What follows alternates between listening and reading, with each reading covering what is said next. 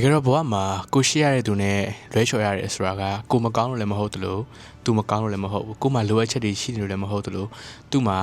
မပြည့်စုံလို့လည်းမဟုတ်ဘူးတကယ်တမ်းကကိုရှိရဆုံးသူနဲ့ဝေးကွာသွားရတယ်ဆိုရဲအကြောင်းရင်းတွေမှာတစ်ခုကသူနဲ့ကိုနဲ့စုံတဲ့အချိန်လွဲနေလို့ပါပဲတခါလီမှာကိုကငယ်ရွယ်မှုကိုတန်ဖိုးထားပြီးတော့လွတ်လပ်မှုတွေကိုမြင်နိုးနေတဲ့အချိန်သူကတည်ငြိမ်တဲ့ဘဝကိုလိုချင်နေတဲ့အချိန်လည်းဖြစ်နိုင်တယ်ကိုကစွန့်စားခြင်းနဲ့ကိုကဒီလွတ်လပ်မှုတွေနဲ့ဘဝကြီးကိုပျော်ပျော်ဖြတ်သန်းနေတဲ့အချိန်မှာသူကကြတော့တည်ငြိမ်အေးချမ်းတဲ့မိသားစုဘဝလေးကိုလိုချင်နေရလဲဖြစ်နိုင်တယ်တကယ်တော့ဒီ relationship တစ်ခုမှာဒီ timing ဆိုတဲ့အရာကအရန်ကိုမှအရေးကြီးပါတယ်ဒီခါဒီမှာဘလောက်ပဲတယောက်နဲ့တယောက်နဲ့အပြန်အလှန်ချစ်တယ်ပဲပြောနေနေကိုနဲ့သူနဲ့ဆုံလိုက်တဲ့ timing အဲ့ဒီအချိန်ကလွဲနေတယ်ဆိုရင်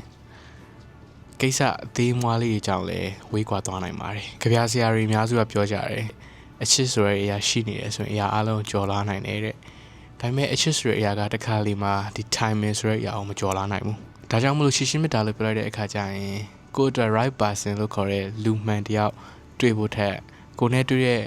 လူတယောက်ကိုတကယ်ချစ်မြတ်နိုးသွားပြီဆိုရင်သူနဲ့ကိုနဲ့စုံစည်းတဲ့အချိန်ကလည်း right time ဖြစ်ဖို့အရေးကြီးပါတယ်။